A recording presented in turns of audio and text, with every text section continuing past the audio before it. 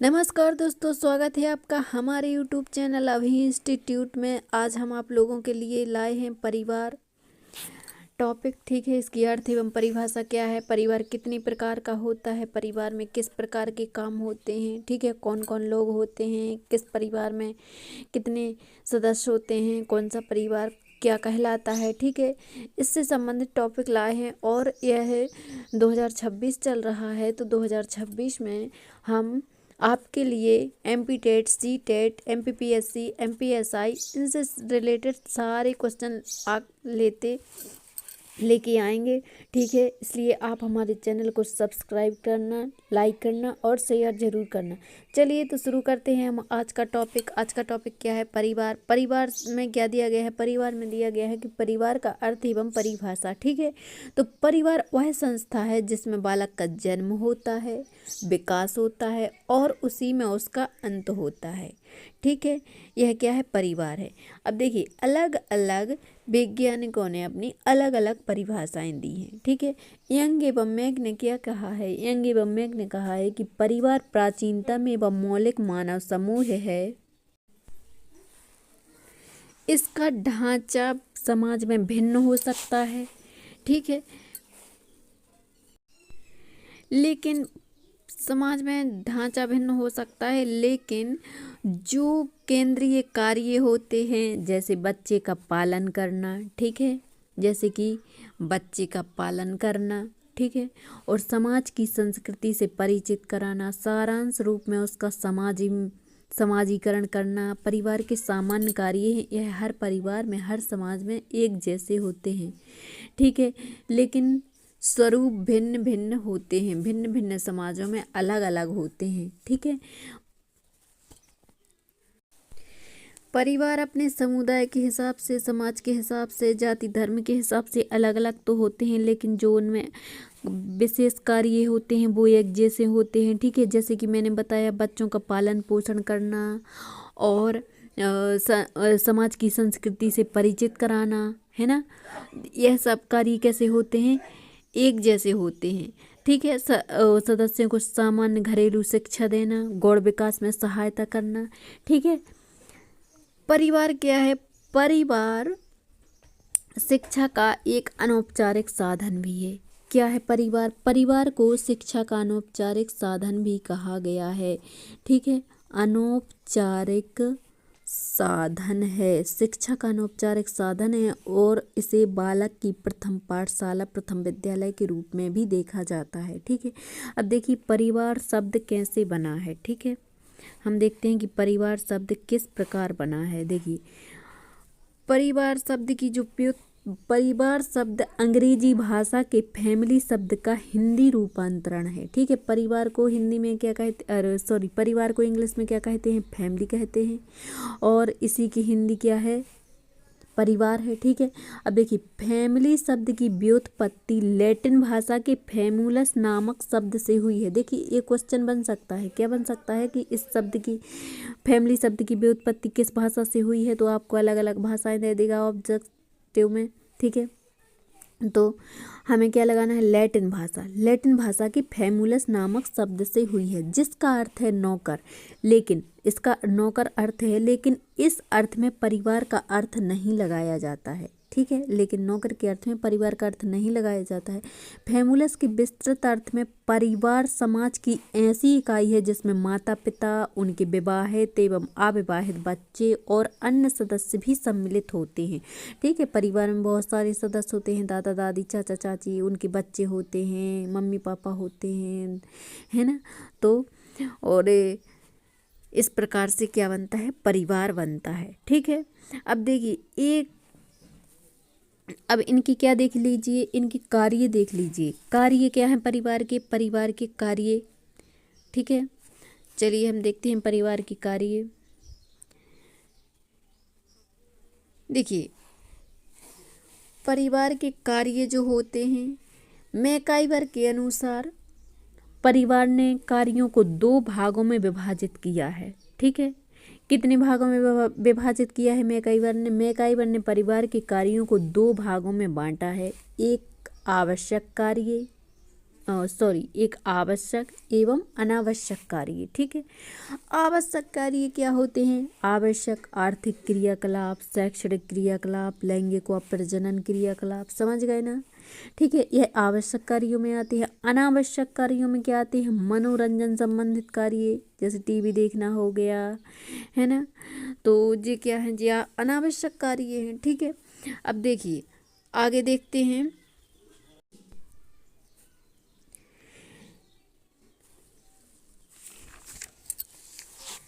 देखिए मैकाइवर ने तो परिवार को 2 भागों में विभाजित किया है, लेकिन ऑगबर्न और निंकोफ ने परिवार के कार्यों को 6 भागों में बांटा है। कितने भागों में बांटा है परिवार के कार्यों को? देखिए 6 वर्गों में विभाजित किया है। एक आर्थिक, प्रवृत्त्यात्मक, रक्षात्मक, आनंदप्रद, धार्मिक, शैक्षणिक और क्रियाकलाप। ठीक है, इस प्रकार से 6 भागों में विभाजित किया है। ठीक है, अलग अलग वैज्ञानिक हैं, उनके अपने अलग अलग मत होते हैं। ठीक है, इसलिए किसी ने 4 में बांटा, किसी ने 2 में बांटा, किसी ने 6 में बांटा। ठीक है, एक वैज्ञानिक का नाम और आता है लुंडबर्ग, है ना। क्या नाम है इनका? इनका नाम है लुंडबर्ग, और इन्होंने कार्यों को 4 भागों में बांटा है। कितने भागों में बांटा है? 4 भागों में बांटा है। और कौन कौन से भागों में बांटा है? देखिए पहला है संतोष, समूह का संतोष मीन्स परिवार का या प्राथमिक समूह। ठीक है, कुछ भी कह लो, परिवार का, समूह का संतोष।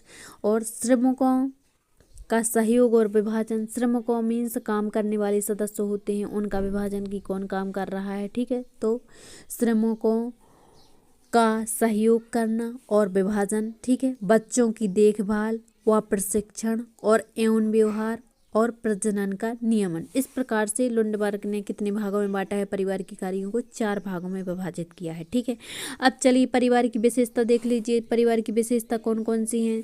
देखिए परिवार की विशेषताएं, वंशानुगत संबंध होता है। वंशानुगत संबंध का मतलब क्या होता है? कि पारिवारिक सदस्यों के बीच वंशानुगत संबंध होते हैं।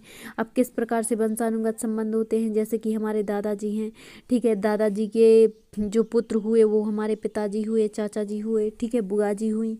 तो इनके जो गुण होते हैं, जैसे कि दादाजी के गुण या दादी के गुण, ठीक है, तो वो किस में आ जाते हैं? हमारे पिताजी में आ जाते हैं, चाचा जी में आ जाते हैं, या फिर बुआ में आ जाते हैं। ठीक है, और फिर धीरे धीरे से वो हमारे पिता के गुण हम में आ जाते हैं, चाचा के गुण चाचा के बच्चों में आ जाते हैं, बुआ के गुण बुआ के बच्चों में। तो यह क्या है? वंशानुगत संबंध हो गया। क्या हो गया? वंशानुगत संबंध मीन्स पीढ़ी दर पीढ़ी एक दूसरे में स्थानांतरित होते रहते हैं। ठीक है, अब देखिए सामाजिक संस्था। सामाजिक संस्था क्या है? सामाजिक संस्था परिवार सामाजिक संस्था की मौलिक इकाई है। देखिए एक एक सदस्यों से मिलकर क्या बना होता है? परिवार बना होता है, और परिवारों से मिलकर समाज बना होता है। ठीक है, इसलिए सामाजिक संस्था भी इसकी विशेषता हो गई। अब आर्थिक व्यवस्था। आर्थिक व्यवस्था क्या है? आर्थिक व्यवस्था पारिवारिक सदस्य जो होते हैं, हमारे परिवार के जो सभी सदस्य होते हैं, तो आर्थिक स्थिति को बेहतर करने के लिए वित्त की व्यवस्था करते हैं, मीन्स धन की व्यवस्था करते हैं। तो वह क्या हो गई? आर्थिक व्यवस्था, है ना। परिवार के खर्च पानी के लिए हमें धन की आवश्यकता होती है। ठीक है, तो इसकी एक विशेषता यह भी होगी कि आर्थिक व्यवस्था, ठीक है, परिवार के जो सदस्य होते हैं, है ना, तो वह धन का क्या करते हैं? संयोजन करते हैं, है ना, करते हैं, और व्यवस्थाएं करते हैं कि किस चीज़ की ज़रूरत है, क्या चाहिए। ठीक है, इस प्रकार से क्या हो गई? आर्थिक व्यवस्था हो गई। ठीक है, अब चलिए वैवाहिक अनिवार्यता। वैवाहिक अनिवार्यता मीन्स क्या होता है? जैसे कि परिवार में कोई सदस्य बच्चों का जन्म होता है, बच्चे धीरे धीरे बड़े होते हैं, बड़े हो करके एक आयु उनकी ऐसी हो जाती है कि शादी करनी पड़ती है। ठीक है, तो और शादी के बाद फिर उनके भी बच्चे होते हैं, तो संतानोत्पत्ति एवं वैवाहिक की अनिवार्यता भी होती है। ठीक है, तो इस प्रकार वैवाहिक अनिवार्यता हो गई। सामाजिक सुरक्षा की मूलभूत इकाई। अब देखिए सामाजिक सुरक्षा की मूलभूत इकाई क्या है? देखिए परिवार में जो सभी सदस्य होते हैं वो एक दूसरे के साथ रहते हैं, तो वो क्या करते हैं? सुरक्षित महसूस करते हैं। ठीक है, और जो कि उनके विकास के लिए बहुत ही महत्वपूर्ण है। हम साथ रहते हैं, जैसे कि छोटा बच्चा होता है ना, तो वह अपने मम्मी पापा के साथ क्या करता है? सुरक्षित महसूस करता है। ठीक है, तो सामाजिक सुरक्षा की मूल इकाई हो गई। अब ये क्या हो गई? यह परिवार की विशेषता हो गई। आगे हम देखेंगे कि परिवार का वर्गीकरण। ठीक है, परिवार की विशेषताएं हमने बता दी। परिवार का वर्गीकरण क्या है, देखिए परिवार को दो प्रकार से अधिकतर देखा जाता है। कितने प्रकार से देखा जाता है? परिवार को अधिकतर दो प्रकार से देखा जाता है, और वह कौन कौन से? एक तो हो गया एकल परिवार और दूसरा होता है संयुक्त परिवार। एकल परिवार क्या होता है? देखिए एकल परिवार में पिताजी होते हैं, माताजी होती हैं और उनके बच्चे होते हैं, ठीक है। तो यह क्या हो गया? यह एकल परिवार हो गया, ठीक है। अब आगे देखते हैं संयुक्त परिवार। और सॉरी, एकल परिवार के सबसे पहले गुण देखिए, होते दो प्रकार के होते हैं। परिवार का वर्गीकरण किस प्रकार होता है? परिवार का वर्गीकरण दो प्रकार से होता है। एक तो होता है एकल परिवार और दूसरा होता है संयुक्त परिवार। कैसा होता है? दूसरा होता है संयुक्त परिवार। संयुक्त परिवार होता है, ठीक है। अब एकल परिवार देख लीजिए। एकल परिवार में देखिए माता पिता होते हैं और उनके बच्चे होते हैं। तो एकल परिवार के गुण क्या हैं? एकल परिवार के गुण वो होते हैं, व्यक्तित्व के स्वतंत्र विकास का अवसर होता है, कलह की संभावना कम होती है, जैसे कि कम लोग रहते हैं तो झगड़ा भी नहीं होता है ना। बहुत सारे लोगों में थोड़ा बहुत झगड़ा हो ही जाता है, ठीक है। गृह संचालन में स्वतंत्रता होती है, मीन्स अपने घर चलाने के लिए स्वतंत्र रूप से आज़ादी होती है, ठीक है। पारिवारिक कुरीतियों का अभाव। पारिवारिक कुरीतियाँ मीन्स परिवार में जैसे कि कुछ कि पारिवारिक कुरीतियों का अभाव। पारिवारिक कुरीतियाँ क्या होती हैं? कुछ जैसे परिवार में बहुत सारे सदस्य होते हैं तो कुछ की गलत आदत होती है, गलत सोच होती है ना। तो इस प्रकार पारिवारिक कुरीतियाँ और वही एक दूसरे में स्थानांतरित होती रहती हैं। और अगर एकल परिवार रहता है तो उसमें पारिवारिक कुरीतियों का अभाव रहता है, मीन्स उनसे अलग रहते हैं। तो यह एक अच्छी चीज़ है, ठीक है। अब पति पत्नी के बीच मधुर संबंध। देखिए परिवार में सिर्फ दो ही लोग होते हैं, मम्मी पापा पति पत्नी, ठीक है, और उनके बच्चे होते हैं। तो सबसे मेन बात तो यह है कि उनमें कलह की संभावना कम रहती है, एक दूसरे के साथ समय बिताने का अवसर मिलता है, इसलिए भी एक दूसरे के साथ अच्छा संबंध बनाते हैं, ठीक है। तो पति पत्नी के बीच मधुर संबंध हो गया। अब इस एकल परिवार के दोष देख लीजिए। एकल परिवार के दोष क्या हैं? एकल परिवार के दोष शिशुओं की देखभाल की समस्या होती है, जैसे कि अगर माँ काम कर रही है और पिता कहीं घर से बाहर काम करने के लिए गया है तो छोटे बच्चे जो होते हैं उनकी देखभाल नहीं ठीक से हो पाती है, ठीक है।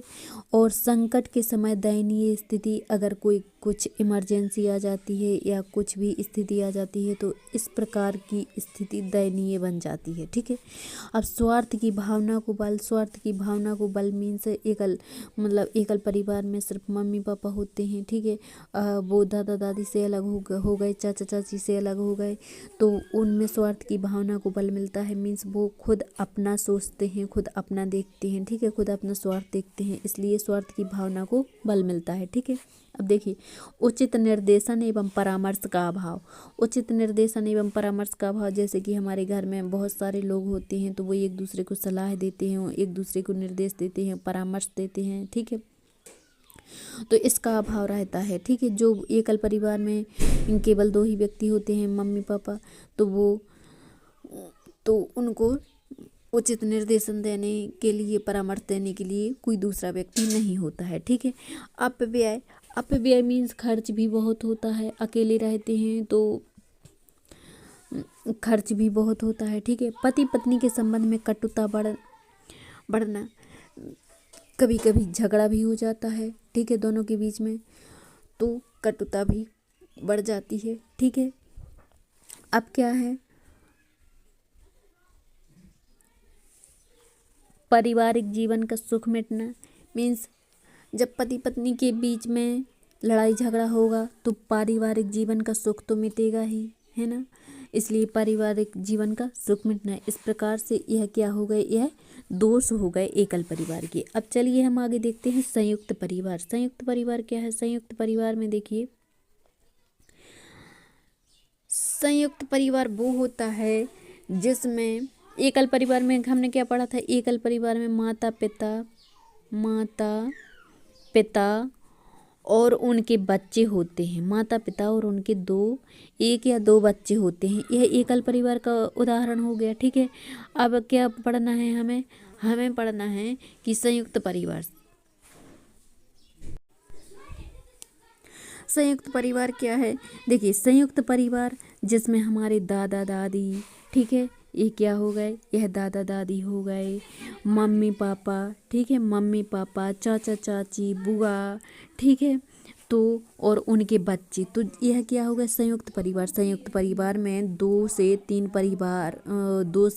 एकल परिवार एक साथ रहते हैं। दादा दादी, उनके बच्चे, फिर उनके विवाहित बच्चे, ठीक है, तो यह क्या हो गया, संयुक्त परिवार, है ना। जॉइंट फैमिली बोलते हैं जिसे, क्या बोलते हैं, जॉइंट फैमिली। क्या होती है यह, जॉइंट फैमिली कहलाती है। ठीक है, संयुक्त परिवार को क्या कहा जाता है, जॉइंट फैमिली।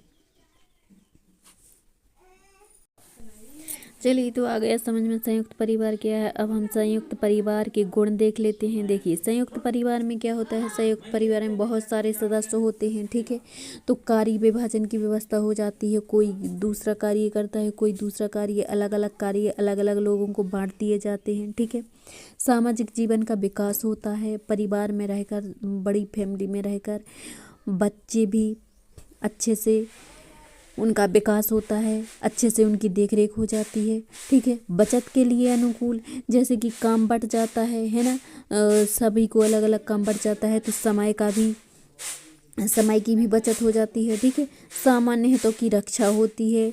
पारिवारिक संबंधों परंपराओं की रक्षा होती है। पारिवारिक धन का समान वितरण होता है। ठीक है, और बच्चों का समुचित पालन पोषण भी हो जाता है, और बुजुर्गों के ज्ञान, अनुभव, उपदेश एवं निर्देश आदि का लाभ मिल जाता है। ठीक है, तो इस प्रकार यह क्या हो गए, यह संयुक्त परिवार के गुण हो गए।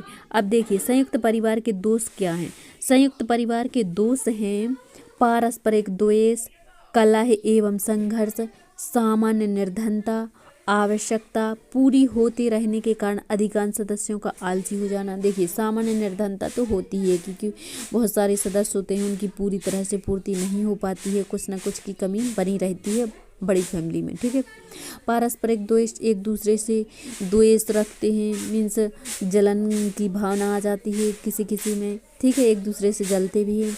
कलह एवं संघर्ष, परिवार में लोग साथ साथ रहते हैं तो एक दूसरे से लड़ाई झगड़ा भी हो जाता है। ठीक है, इस प्रकार कलह एवं संघर्ष हो गया। आवश्यकता पूरी होते, देखिए कुछ लोग ऐसे होते हैं, आलसी होते हैं, वह काम नहीं करते हैं, तो आवश्यकता तो पूरी हो ही रही है, तो वह आलसी रहते हैं। कठोर नियंत्रण, कुछ परिवारों में नियम होते हैं, कठोर नियम होते हैं। ठीक है, कठोर नियंत्रण का मतलब होता है कि जैसे कोई बच्चा है, उसे कहीं जाना है, घूमने जाना है, या कोई काम शुरू करना है, या कुछ भी काम करना है, तो वह बड़ों से पूछना पड़ता है। अगर बड़ों ने हाँ कर दी तो वह कर सकेगा, और मना कर दी तो नहीं कर सकेगा। ठीक है, अब व्यक्तित्व के विकास के लिए स्वतंत्र अवसर का अभाव। ठीक है, व्यक्तित्व के लिए स्वतंत्र अवसर का अभाव होता है। ठीक है, चलिए, तो ये क्या हो गए, यह संयुक्त परिवार के दोष हो गए। अब देखिए, अन्य प्रकार के परिवार देख लीजिए। अन्य प्रकार के परिवार कौन कौन से होते हैं, जैसे कि परिवार के अन्य प्रकार भी होते हैं। कौन कौन से होते हैं, देखिए, परिवार के अन्य प्रकार। मातृस्थान परिवार, मातृस्थान परिवार वो होता है जिसमें जैसे कि माता की शादी हो जाती है। ठीक है, और माता की शादी हो जाती है तो माता की शादी हो जाती है तो शादी के बाद जो जोड़ा होता है, पति पत्नी का जोड़ा, वह पत्नी के साथ या स्त्री के परिवार के साथ निवास करता है। ठीक है, माता के परिवार के साथ निवास करता है। ठीक है, तो वह क्या होगा, घर जमाई बनकर रहता है, ऐसा कुछ। ठीक है, तो वह क्या हो गया, मातृस्थान परिवार। पितृस्थान परिवार मीन्स जब 2 युगल का विवाह होता है तो वह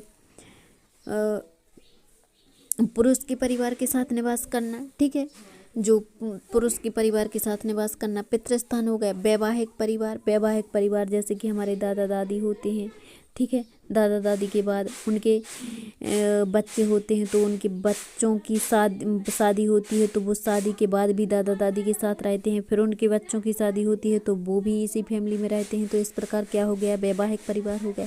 समरक्त संबंधी परिवार। समरक्त संबंधी परिवार वो होता है कि संयुक्त परिवार का एक ही रूप होता है, इसे संयुक्त परिवार का रूप ही बोलते हैं। मीन्स एक दूसरे के रक्त के समूह रहते हैं, जैसे दादा दादी, उनके बच्चे, फिर उनके बच्चे, फिर उनके बच्चे। तो इस प्रकार समरक्त संबंधी परिवार का निर्माण होता है। चलिए अब हम थोड़ा सा टॉपिक छोटा सा है, मित्र का टॉपिक देख लेते हैं। मित्र, ठीक है। मित्रों का बालक के जीवन में बहुत ही योगदान होता है, उसके विकास में, सामाजिक विकास में, ठीक है। तो हम इसको समझ लेते हैं मित्र क्या होते हैं। मित्र वो होते हैं, देखिए, जो हमारे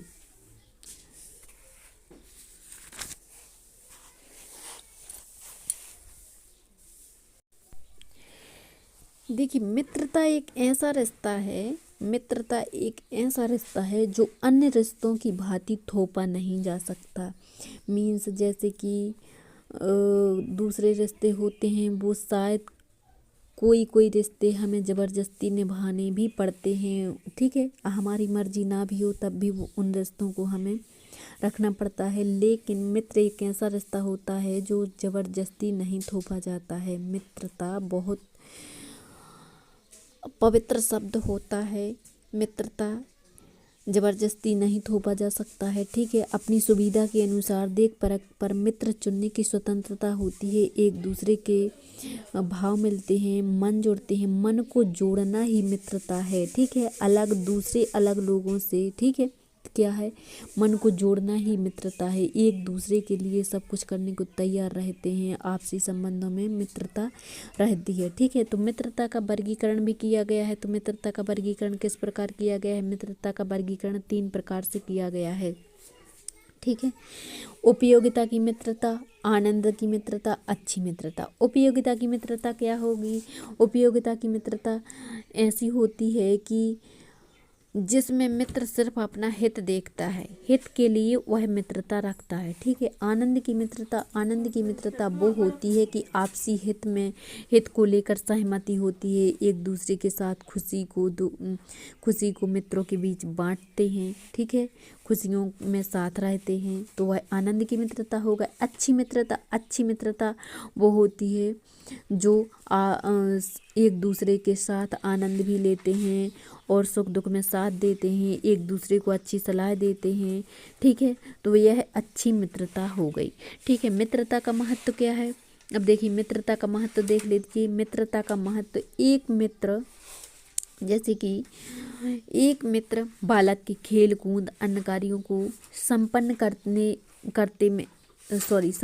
करने हैं, यहाँ पर करने में सहायक होता है, ठीक है। एक अच्छा मित्र सामाजिक आदर्शों एवं मूल्यों को सिखाता है।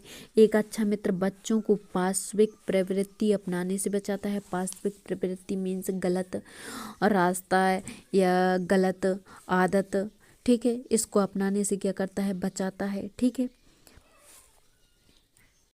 देखिए, बच्चों के विकास के लिए मानसिक विकास में भी, सामाजिक विकास में भी मित्रता की अहम भूमिका होती है, ठीक है।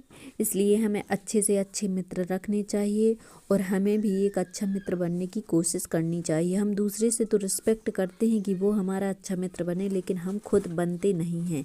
हमें भी अच्छा बनना पड़ता है, तभी सामने वाला आपके साथ अच्छा व्यवहार करेगा, ठीक है। चलिए तो दोस्तों, मिलते हैं अगले वीडियो में।